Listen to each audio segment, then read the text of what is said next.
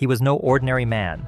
At the height of his power, his word redrew borders, his presence inspired armies, and his shadow loomed over empires. But on that distant island, stripped of his glory, fame, and freedom, Napoleon was just a dying soul with memories far grander than his surroundings. How did a boy from a poor Corsican family rise to become Emperor of the French? What made him adored by millions yet feared by kings? And more importantly, what led to his ghastly, undignified end? This is not just a story about war and power, it's a tale of ambition, betrayal, obsession, and loss. It's about the human behind the crown and the illness that slowly broke him. Napoleon Bonaparte was born on August 15, 1769, in Ajaccio, Corsica, just months after France annexed the island. Though technically French, his heart beat with a Corsican rhythm. He spoke Italian, not French, and grew up with the fire of rebellion in his blood. His father, Carlo, was a struggling lawyer.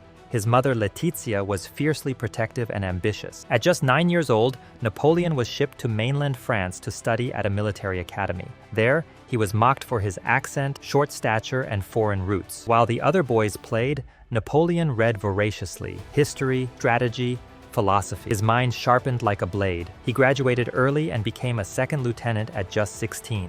While France descended into the chaos of revolution, Napoleon watched without getting involved. He wasn't born into power, he clawed toward it. He believed in destiny, and most of all, in himself. The French Revolution tore through the nation like wildfire. While kings trembled and aristocrats fled, a young artillery officer named Napoleon Bonaparte saw opportunity in the chaos. He was just 24 when he first made the world take notice, at the siege of Toulon in 1793. Royalist forces held the port, backed by the British Navy. It was Napoleon who mapped out the strategy that forced them to retreat. For that, he was promoted to brigadier general overnight. From there, his rise was meteoric. In 1796, he took command of the Army of Italy, an army demoralized, underfed, and disorganized. Within months, he transformed them into a formidable force. His Italian campaigns were nothing short of legendary. He moved faster, hit harder, and thought deeper than his opponents. At Lodi, Arcole, and Rivoli, he outmaneuvered entire coalitions. His soldiers worshipped him. His enemies feared him. But he wasn't just a battlefield tactician. He was a master of image. He penned bulletins that made him appear invincible, orchestrated portraits that made him larger than life. And it worked. Paris adored him. Then came Egypt. In 1798, he set out to disrupt British trade by seizing Egypt. Militarily, it was a mixed bag. He won the Battle of the Pyramids but lost the French fleet at the Battle of the Nile. Still, he brought scholars, scientists, and artists with him, covering the Rosetta Stone and injecting France with a taste for ancient glory. He returned home a hero, not just of war, but of culture and intellect. But even greater power lay ahead. He wasn't content with victory alone. The battlefield had given him fame. Now, he wanted control. By 1799, France was exhausted, bled by revolution, battered by wars, and desperate for order. Napoleon, ever the opportunist, saw his moment. That November, he staged a bloodless coup, toppling the ineffective Directory. He emerged not as king, but as first consul, a title borrowed from ancient Rome. But titles meant little. What mattered was power, and now he had it. He reformed the tax system, created the Bank of France, and introduced the Napoleonic Code, a civil law system still influential today. Roads were built, education restructured, and chaos tamed. The people hailed him as a savior, but behind the reforms was a growing thirst for permanence. On December 2, 1804, inside the gilded halls of Notre Dame Cathedral, Napoleon did the unthinkable. Before Pope Pius VII could crown him, he took the golden laurel himself and placed it on his own head. He was no servant of the church, he was the architect of his own destiny. With that act, he declared to the world, "I rule because I earned it." Napoleon didn't just want to rule France, he wanted to dominate Europe, and for a time, he nearly did. His brilliance on the battlefield turned coalitions into kindling. The Battle of Austerlitz in 1805 was his masterpiece. He crushed both Russian and Austrian forces in a single dazzling blow. The Sun of Austerlitz, he called it, and for him, it never seemed to set. By 1807, he had humbled Prussia and Austria, redrawn the map, and placed his brothers on foreign thrones. He was no longer just a general or an emperor, he was a force of nature. But even nature has limits. In 1808, he invaded Spain, installing his brother Joseph as king. The Spanish people rebelled, and a brutal guerrilla war erupted. Napoleon had underestimated the strength of national pride and the cost of occupation. Then came the Continental System, his economic war against Britain. He banned trade between Britain and the rest of Europe, hoping to cripple their economy. Instead, it strangled his allies and drove them to revolt. And finally, Russia. In 1812, with over 600,000 men, he marched east, but the Russians refused to fight. They retreated, burning their cities and fields behind them. By the time Napoleon reached Moscow, it was abandoned and in flames. Winter arrived early. Disease, starvation, and exhaustion ravaged his army. Of the Grand Armée, barely 100,000 made it back, losing close to over 500,000 men. It was the beginning of the end. By 1813, Napoleon was fighting on too many fronts: military, political, and health issues. The disastrous Russian campaign had shattered his army and reputation. His enemies smelled blood. A new coalition, Britain, Austria, Russia, Sweden, united against him. One by one, former allies turned away. Even Marshal Bernadotte, one of Napoleon's own generals, now fought against him as Crown Prince of Sweden. Still, Napoleon did not surrender. In 1813, he faced the Allies at the Battle of Leipzig, aptly called the Battle of Nations. It was the largest battle in European history at the time. Outnumbered and outmaneuvered, he lost. Yet they didn't execute him.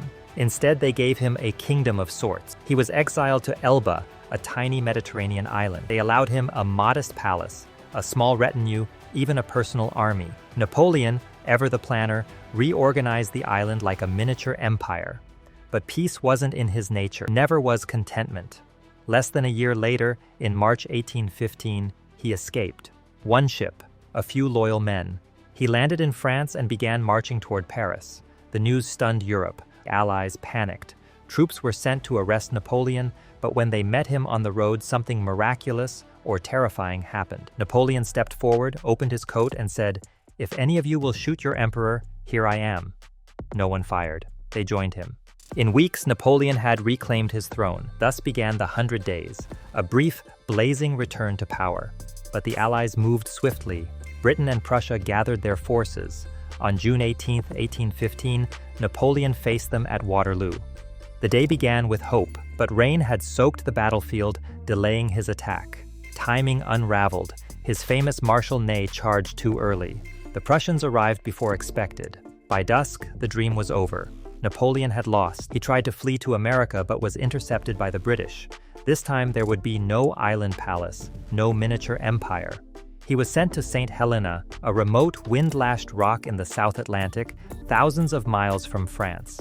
Where his health worsened, Napoleon began complaining of persistent stomach pain. At first, his companions believed it was stress or poor diet, but the pain never left. It grew worse. He suffered nausea, bloating, constipation, severe fatigue, and alarming weight loss. His appetite disappeared, his body, once full and stout, wasted into fragility.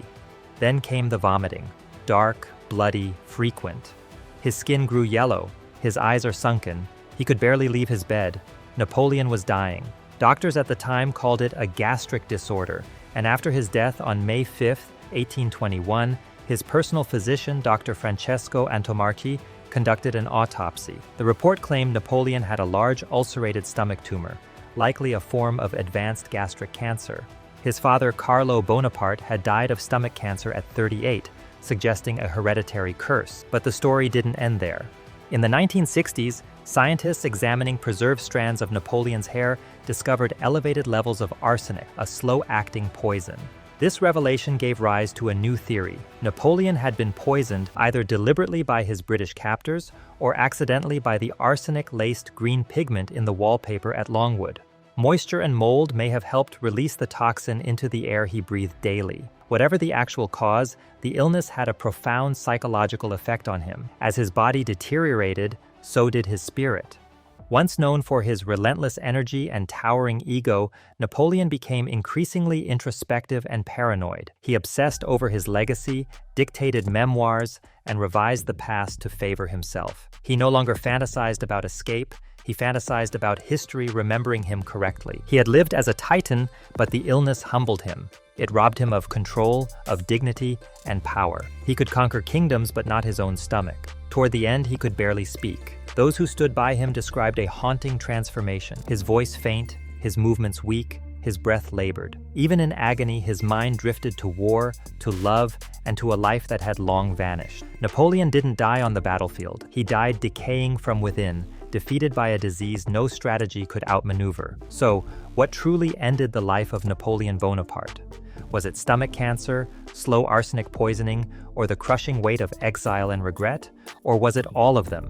A perfect storm that brought down a man who once believed he was untouchable? History offers clues, but never certainty, and that's what keeps the legend alive. Let us know your thoughts in the comments. Do you believe Napoleon was poisoned, or was he simply a victim of fate and family history? If you found this story compelling, like and subscribe for more historical deep dives.